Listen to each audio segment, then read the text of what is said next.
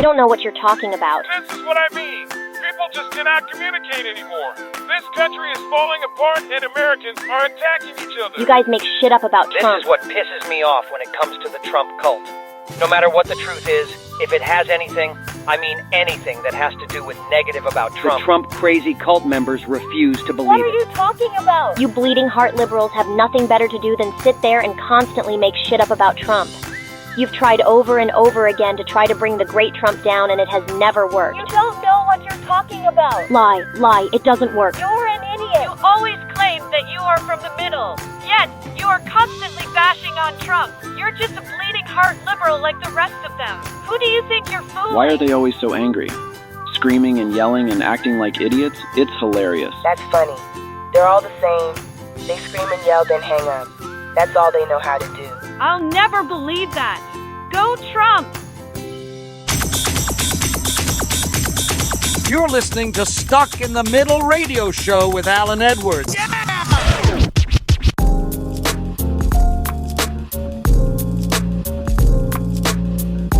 That was just 1 minute of what's happening in the United States. That is a good example of what is happening in this country right now. That was our feedback line, 323-776-9966. People call in that and just let us know what's going on, how they feel.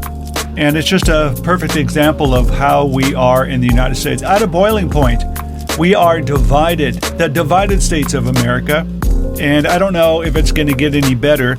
Because who would have thought that after 2020 and after all we've gone through since 2016, that Donald Trump is the leading contender in the Republican Party? Who would have thought that? I am just in shock and awe because I just don't believe it. So what are we going to do about it? Well, there is a real silent majority in this country, centrists, moderates, independents, and I think these people are going to speak because a lot of people, including like the millennials and Gen Z, they are tired of this back and forth. The finger pointing, the he said this, she said that thing. We're over it. And I think we're going to have a big impact on who's going to be president. And one thing I do know for sure that's kind of reassuring, as most independents and moderates and centrists do not want Donald Trump to be president again, because he's not going in there for the country. He's not going in there for the good of Americans. He's not going over there to move forward and taking care of business. He is going in there for one word and one word only, and that's revenge. Donald Trump only looks after Donald Trump, and that's it. He's going to say a lot of things out on the campaign trail, and people are going to absorb it, but he is out there specifically for himself. He's got a lot of legal problems. I don't think he'll ever do a day in jail. We can't expect that. But he's going to be paying some money, and there's going to be some reprimand for what he has done, and let the courts decide that. But he doesn't want to be president again. As a matter of fact, there was a lot of insiders that said through his presidential term in the White House, he absolutely hated it. He hated being caged in the White House. He didn't like it there. He always wanted to do things, and they said no because he's president. He didn't like the work, but he did like going out in his hate rallies and having people swarm around him and chant his name and wear his merchandise. He loved that part. But the work part he absolutely hated. But Donald Trump in another 4 years is going to be a total disaster for this country. But either way, we're in for some rocky weather. We're in for some heavy waves coming up because we've already learned that Donald Trump does not take a loss very well. And even if the numbers are completely on the side of a Democrat or another Republican, he's going to refuse to believe it, and then he's going to start stirring the pot again. He's going to start saying corruption, and he's going to do it tenfold this time, because just what the polls are showing right now, he's going to use that as evidence, saying, look, I was ahead by 40 points, and now I'm not the candidate or I'm not president. So this means corruption. That's what's going to happen, I guarantee you. But I don't want to get into the Donnie Bash thing because we have a lot more to talk about, including the circus show at the Republican Party. Holy macro. The Republican Party is in a civil war right now, and they refuse to let this be exposed to the public. And no matter how much of a circus and just a sideshow they have become, they've definitely gone rogue. That's for damn sure. And they're still pretending that it's business as usual. As a matter of fact, that whole circus show that happened last week, they said, this is great for the company. It shows that we're passionate about what we do. Really? I wouldn't say passionate is a word. I would maybe say psychotic, rogue, out of control. But they basically are just trying to send a narrative that everything's fine, we're all right, there's no problem with this party. And when this thing happened with Matt Gaetz, yeah, boy, Matt Gaetz, boy, what a wonderful individual he is. Mister, I need some attention. I need my bottle. But when this happened with the ousting of McCarthy, this really was an example that revealed what's actually going on in the Republican Party. It's not going to get any better because whoever becomes Speaker of the House is going to still have to deal with the same handful of individuals that want things done the way they want it done. And if not, they have the power. I mean, I don't even think Matt Gaetz thought that this was going to happen to Kevin McCarthy. I think, one, he was doing it to raise money, and two, he was doing it to feed his own ego and to get attention. But it happened. Kevin McCarthy is gone, and the Republican House just turned into a disaster area, and they took a vacation for a week. But it shows the condition that this party is in. But what I love about this all, and this is one good thing about the Republican Party, is they know how to set a narrative. They know how to get together, even though, the dam broke in that party and things exploded and there's crap all over the wall. They will send a narrative out that we're all right, not our fault, Democrats' fault. I mean, look at January 6th. Some of the narratives they put out on that were just so absolutely ridiculous. They were visitors. They were sightseers. We didn't see anything going on there. Nothing to see here, ladies and gentlemen. And then they started blaming Democrats, and they were saying Democrat plant. But the problem is, with this vulnerable base that they have, and with these radical right media companies, they're able to do that because these people that watch, they absorb it and they believe it. Because if it came from Fox News, it's got to be true, ladies and gentlemen. So that's what they did. They thought, all right, we look like clowns again today, so what do we do? So they all get in a room and they set the narrative, and the narrative was, ladies and gentlemen, it was the Democrats' fault. Do you notice that?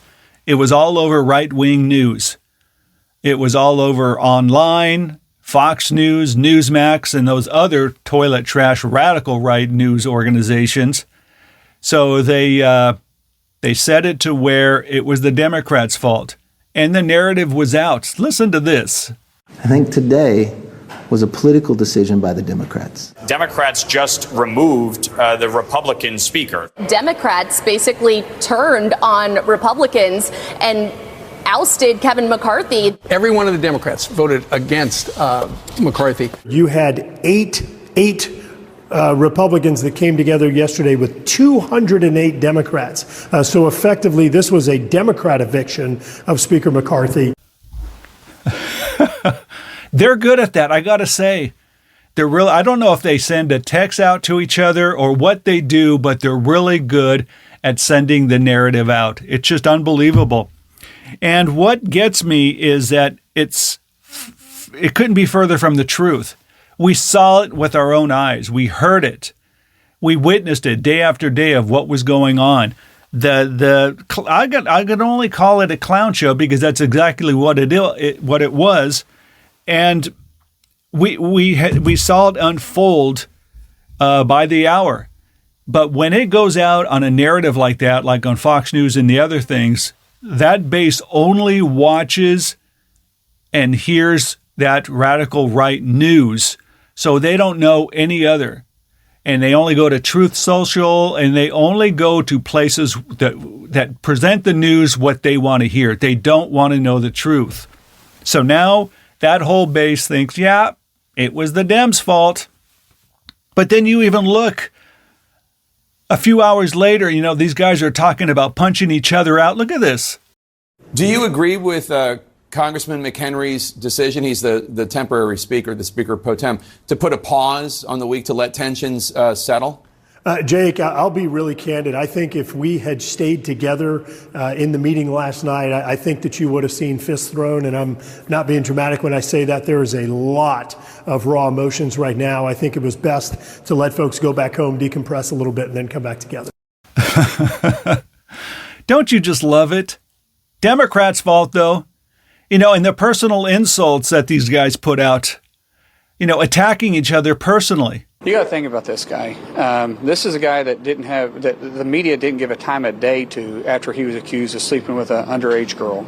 And there's a reason why no one in the conference came and defended him, because we had all seen the videos he was showing on the House floor that all of us had walked away of the girls that he had slept with. He'd brag about how he would crush ED medicine and chase it with an energy drink so he could go all night.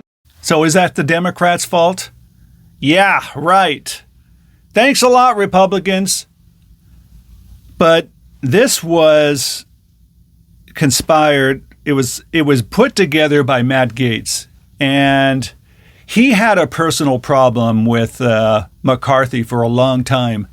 Him and McCarthy just didn't get along, and it started from when McCarthy became House Speaker. It took 15 times for him to get it, and that was because of good old Matt Gaetz.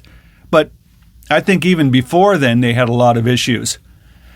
But Matt Gaetz was claiming on ABC News, I forgot, it was one of the talk shows, that this was not a personal issue. And it was, because from what I understand, people were saying that Matt Gaetz was promising McCarthy that he is going to oust him from speakership.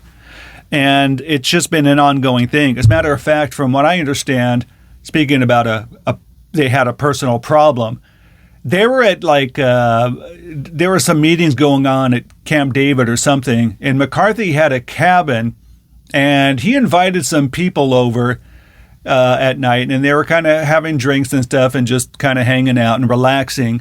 The only person that was not invited was Matt Gaetz, and Matt Gaetz knew he was the only person not invited. So what does Matt Gaetz do? He shows up anyways. So Matt Gaetz pounds on the door. McCarthy opens up the door and says, "What are you doing here?" And, Matt Gaetz comes up with a story. Is, what's her name here? Who? And then he came up with the name. I don't know who it was. And McCarthy said, "No, she's not here." Or, "Yeah, she is here, but what do you want?" He goes, "Well, I'd like to talk to her." He goes, "Matt, go away." And he slammed the door. But it's just like little personal stories like that just show they've had an issue with each other for quite a while. So Matt was trying to set the narrative on this ABC talk show that this was not a personal thing. So I know you say this is not personal with Kevin McCarthy, but it sure sounds personal. You're talking about substantive de-dollarization. But let me ask you about the relationship. Globally. When was the last time you talked to him one-on-one? I mean, have you had a... Well, matter of fact, just a couple weeks ago, Kevin McCarthy appointed me to the National Defense Conference Committee on the NDAA, and we spoke about some of our aligned defense priorities. So this isn't personal. Some people make policy disagreements personal because their own policy failures are so personally embarrassing to them. I hold no personal animus to with any of my Republican colleagues. By the way, including my Republican colleague you're about to have on next, who's had some pretty terse words for me. But at the end of the day, this is about spending. This is about the deal Kevin made in January. I do resent the fact that Kevin is owned by lobbyists and special interests. That sounds personal, by the way. No, it's not personal. It's That's substantive. an attack on the guy's integrity. Well, it is an attack on the system that he has used to obtain the speakership. I am fighting for a different system, one based on spending guardrails, agreements on process. Kevin promised us 72 hours to read the bill. We didn't have it. He promised us $100 million wouldn't go onto the suspension agenda without the opportunity for amendments. Broke that deal too, and he promised us we'd return to pre-COVID spending levels. There is almost no promise he hasn't violated. So the whole reason behind this ousting of McCarthy brought to you by Matt Gaetz, good at scaring people off. Matt Gaetz also, he is a person that constantly needs attention. And he's also a fundraising, because that's the whole thing with a lot of these politicians is fundraising, making money by causing chaos is a good way. I mean, if you cause chaos and get attention for yourself, that particular time, whatever you do, immediately you send out a text and say, look what I did for you, my followers, please send me money. Or you send emails out. It always happens right after you do something like that. Marjorie Taylor Greene is an expert at that. That's why she's one of the biggest, if not the biggest fundraisers of the political party. She's out there always causing chaos, acting like an idiot. So she's always out there acting like a moron. And then when she does these things like pounding on Pelosi's door, whoever she was a while back, immediately she goes, look what I did. Here's some video. I'm supporting you. Send me money. But anyways, this is their tactics. It's really ridiculous. This is what we pay our politicians for with tax dollars. It's not like they get enough, but they have to earn more. So this is what Matt Gaetz did. He's an attention junkie. He always wants to be on TV. He wants to be out there constantly doing interviews. So that was one of the main reasons. But this one was also specifically to raise money. And there's proof of it. He denies it. But what's funny is a member of his own party called him on it. I keep wondering, what is going on? Are we redefining what conservative is? What's going on in this country today? What's going on in this body? And all of a sudden, my phone keeps sending text messages. Text messages saying, hey, give me money. Oh, look at that. Oh, look, give me money. I filed the motion to vacate. Using official actions to raise money. It's disgusting. It's what's disgusting about Washington. Busted, Matt. Can you imagine? I'm not shocked. I'm not surprised. This is the way it works in politics. Politics is so sleazy. We get these people in office, and then once they're in there, their main goal is to save their own ass every election day, and they're going to do whatever it takes to make sure that they stay in office.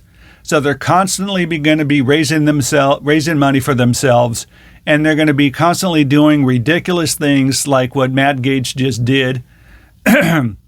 But as far as the Democrats are concerned, it looks pretty good for them because, one, it's showing the reality of the Republican Party, and two, it is revealing what needs to be done for 2024. When you have chaos in Congress and you have Congress shut down once again because one party can't get its act together, in one of the most important times in history, when now Israel being attacked on the Gaza Strip and really all over, and they're going to need the support of the United States and decisions need to be made. And now Congress does not have a Speaker of the House for decisions to be made. It's a huge embarrassment for the Republican Party. And I feel sad for that. Now, I don't want to be just bashing on the Republican Party because the Democrats have their own problems too. And one of them was Menendez from New Jersey. Holy macro, I'm sure everybody heard that story. Democrat. Corrupt. And people say, Democrats, they're pretty good. Come on. Politics, politicians. He had $500,000 stashed in his house, in walls, in jackets, gold bars. And people said, what the hell? What are you doing with that? Where did you get it? Why? And he's saying, it's I forgot what he said. Something about it's for a backup, or it's just in case in case of emergencies. In case of I need $500,000 stuffed in my jacket for emergency. What kind of emergency are you going to have? You need a Gucci purse, and your wife is just ranting and pulling a little fit. Gold bars. It's disgusting. The only good thing about this is the own party, Democrats, are calling for his resignation. So, I mean, it's kind of saving face, but the bottom line is both parties have major problems. Something has got to be done, because it's either this or that. You have the extreme left, you have the extreme right. Right now in this country, there is no middle. There is no middle ground. There is no bipartisan. There is no working together. It's either you're with us or without us. And if you're without us, you are the enemy. Why? How did we get to this point? I'm going to do a complete radio show, which will later be a podcast, on that topic, because I have an answer of why people are like that. It's very simple. And it's been years in the making, but it's been conditioning people to be like this. It's almost like a sporting game. You wear the colors. And of course, Donald Trump has taken that to a whole new level, because any kind of shirt or hat or anything that he can sell to make money for his legal fees, he will do. But the whole reason why people have become so tribal and so raging and angry at each other, I'm going to do a complete radio show with that. And a little hint is it's slanted media. And I'm going to provide a lot of proof of what is going on, why it's being done, and the billions of dollars that are being made by keeping Americans separated. So we're going to be talking about that very soon. But it's become so out of control in this country that we are eating ourselves from the inside out. And a lot of the people that actually hate our country and hate Americans and countries that would just like to attack us if they could, they're sitting there eating popcorn, kicking back on the couch with their arms folded and just laughing and enjoying every second of how we are attacking ourselves. It really is sad, pathetic, and it's embarrassing how we've gotten to this point, how we have become enraged at each other because you are now a part of a different tribe. It's really, as far as I'm concerned, it's ignorant. It's sad, and it's frustrating how we've gotten to this point at this. We are supposed to be advanced as a species, but we are moving backwards. We are trying to move even further backwards. Each and every day, things are happening. Thank you, Donald Trump and the right-wing Republicans.